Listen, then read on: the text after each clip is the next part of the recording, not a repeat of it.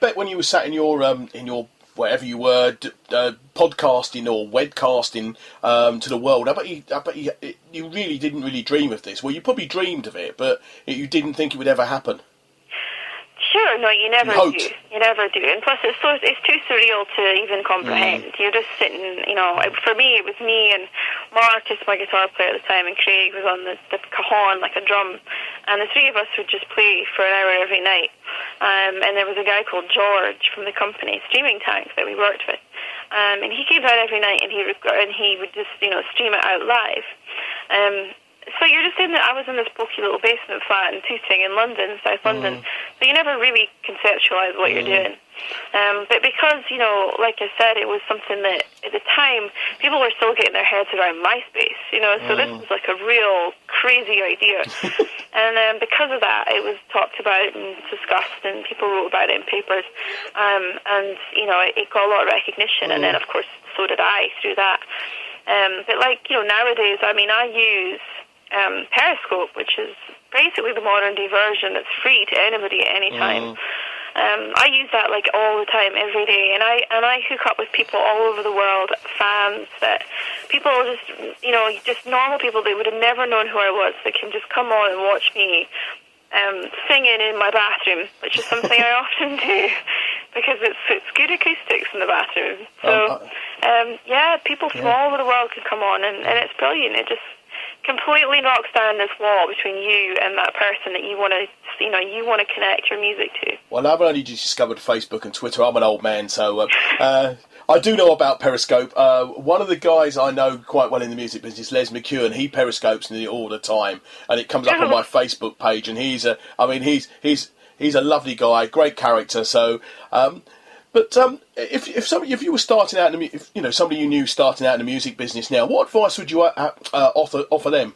I'll get my teeth organised today as well. Well, like I say, it's always, I was lucky when I did the webcast because I was the one that nailed that, and it was between good, well-timed, a bit of luck, and a lot of sort of thought and research went into it. But I think, with the way that everything changes now, it's so fast-paced, isn't it, life? And technology is so fast-paced. And so, honestly, the best advice I can give is, just be one step ahead of your game. Okay. I am trying still now to come up with something else. That, I want to one-up myself on what I did 10 years ago, so what is it? What's next? What hasn't been done? What's revolutionary? So I think you need to be, groundbreaking and do something really bold and brave. Who cares if it's controversial or if you get a little bit of stick for it? Because I know I did when I did my webcast. But do something that's really bold and that stands out and it's different. And it's take a chance, gamble. Because otherwise, you're just going to end up being one of those people that follows. You need to be somebody that leads. That's right. So that's it. Keep your ear to the ground, be one step ahead of it all. And like I say, I use Periscope all the time. And when I was making this record, I could be in the studio recording a vocal. I could have people that couldn't even get there for whatever reason could watch me in the studio making this record. And I produced it myself. Just, talking to the musicians and recording and singing and the whole process. You could watch the whole thing live. So it's the most amazing communication between you and the people out there. Yeah. You mentioned Fleetwood Mac when you were playing with the Residents. Were they your musical idols, or who were your musical idols when you were growing up? I mean, when I was that age, I was probably still confused about what I wanted to be as a person. So my music was, all over the place, and my tastes come from what my brother liked, my older brother, because he was cool and hip, and I wanted to be like him. So, he was listening to Nirvana and Pearl Jam and all these really hard rock American bands. So I was into that, and then when I joined the band, they introduced me to Fleetwood Mac, and so that kind of did become quite influential for me in the way I make music, because I do love to layer harmony, in the same way that they do, and use voices, and I like to use tribal drums and things, and just really interesting production, to set it apart somehow. So yeah, that that band, particularly the whole way through, from the beginning to the present day, has been a huge influence. Yeah, I mean, you've played on stage with some legendary performers: Alice Cooper, Brian May, George Michael, to just to name a few. Is there anybody you'd like to play with, appear on stage with, or work with? Oh yeah, there's a whole heap of people. I mean, there's a list as long as my arm. But of course, Stevie Nicks would be would be awesome. Well, I was hoping you might say that. That would probably be hang my hat up time and go home. That would definitely be the coolest thing ever. I was looking up some sort of facts on yourself. I think it was 2005. You were on Children in Need, and somebody bid £17,000 to get you to play in their living room. Well, it's great, isn't it? It's fabulous, isn't it? To charity, yeah. Yeah. I know. I couldn't believe it. It was amazing, isn't it? Yeah, I've done some amazing things. I know. Things like that, to playing at the top of the BT Tower, to mountains in Switzerland opening the skiing championships, to all sorts of random things. Yeah, I know you're a big supporter of Oxfam as well. But let's talk about this new album. It's not out till 2016. Yeah. It's called Weapons of Past Destruction. Yeah. Okay. I made the album. I wrote and recorded the album pretty much between what was the lowest point of my life last year to now, which is the sort of happiest moments of my life. I got married last month and expecting a baby. So life is good, and I'm very, very happy. And I just came back to the UK. I've just moved back here. To be closer to my family. But in the last year and a half, I've gone through so many things, and it really all kind of began with this very huge thing in my life when I split up with my long-term ex-boyfriend, who, at the time I thought we were set for life, and that was what I had envisaged for my future. So I don't know if you've ever had that Dear John, or if you've ever had that text or that phone call, or long-term relationship, or your husband or your wife or somebody comes in and says, I don't love you anymore and I don't want this anymore. It's basically that moment is your whole life just changes in this instant. Everything everything you thought you were going to have forevermore is just completely changed. So that's where the earthquake comes from with the new single.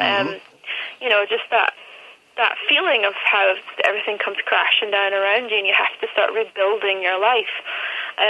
So from that to present day, and of course I never knew what was around the corner, which was this amazing future with, meeting my husband and getting married and now being pregnant to have my first baby.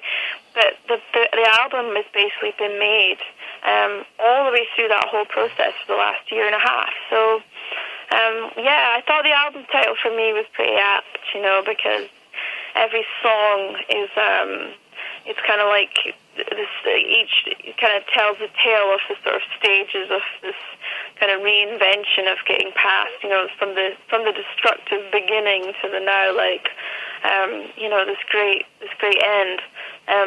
It's from the lowest moment of my life to the highest point. Yeah, there's some very interesting titled songs. We're going to play Earthquake when we say goodbye. I love the song. I've been playing it for a few days now, and I actually quite enjoy it. But there's some great songs on there, great titled songs. There's World War One, Song of a Broken Heart. Well, I can probably guess that one. You didn't name the gentleman who was your long-term boyfriend, and I'm not going to either, so... I mean, he's a blues guitar singer called Joe Bonamassa. And we were together for almost, well over 5 years. Yeah. So, and we had a very kind of intense, very close relationship. And, I will always probably say, I'm sure he would too, that we were we'll always be closest, probably one of the closest people ever. But yeah, so, he dropped that bombshell, and that was huge for me. Because I'd moved out there and everything, and kit and caboodle to the States to be with them, and, so it was a huge turning point in my life. But, it's always great because you come out with your best songs. Yeah.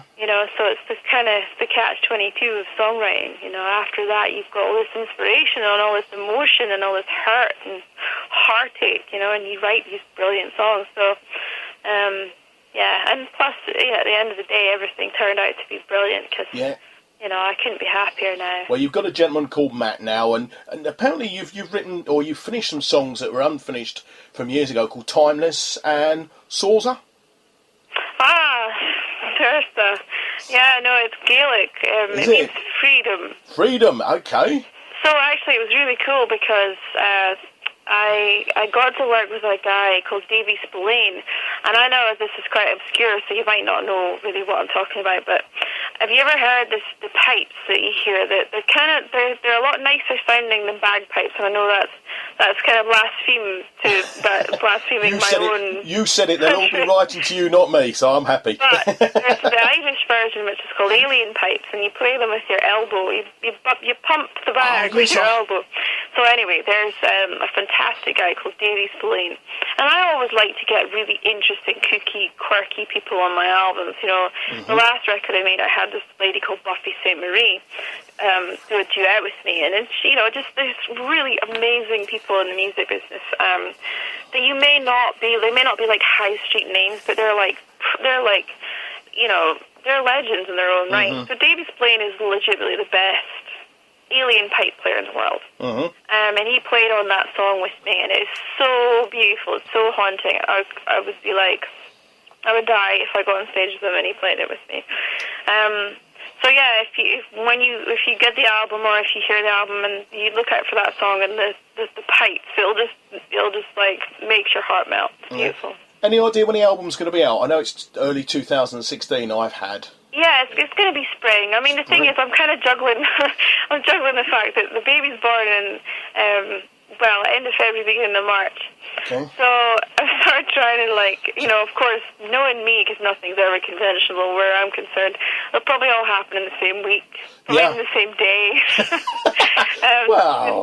It's kind of, we're just juggling at the moment and finalising the date. Yeah. Well, the single's called Earthquake. It's out on the 27th of November. But before that, people can see you live. And I guess will you be performing the new single? Yeah, definitely. And tracks from the album? And actually, the new single and World War One, the song that you mentioned, and a couple others from the new album. You'll be doing those? And I will be seated. Because, of course, I'm in 21 weeks just now. So by the time I get out on the road, I'll be a little top heavy. A little bit bigger. I'll be getting bigger, but it'll be great fun. I mean, I'm off the attitude that I can go out and I can play these shows and have fun, and it'll be a great experience, and that for no reason has to be stressful at all for me. So yeah, I think it's gonna be great. People that don't know I'm pregnant are going to have their jaws are going to hit the floor when I'm off. Yeah, well, anybody who's listening now knows you've given the game away. One last question before I let you go, and we play Earthquake. Away from the music business, what do you do to relax? Have you got a hobby you do? Well, I run. I love to run, and I started running actually, kind of as a not so much just physical, but also an emotional thing. Just because I was so hell bent on getting myself out of this rut that I got into, and running was a great way to start to focus my mind and help me get physically fit and everything else. Okay. But I started running a couple of years ago, and that has been a big passion of mine. But also, to be honest, mostly animals. I mean, everything that I do, if you go on my Facebook page or if you go on my Twitter or any of those things, or Instagram, you'll pretty much find that I talk about mainly two things: music and animals. And I do work with sanctuaries, and my dog is a rescue dog, and I think if I didn't do music, I would devote my life to animals and to prevention against animal cruelty. So that is a huge thing for me in my life, and that's probably one of my biggest passions. Well, you've just mentioned all your things. I'll mention the addresses of the website. It's www.sandythom.com, and then Facebook is Sandi Thom, and then Twitter is Sandi_Thom, is it? Yeah, underscore, yeah.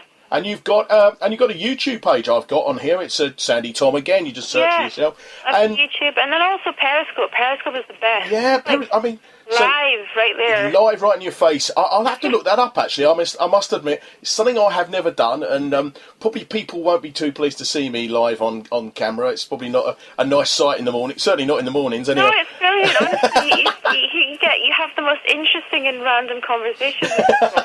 Because imagine how often do you literally get like over 100 to however many people? Like I have 500 people at one time. All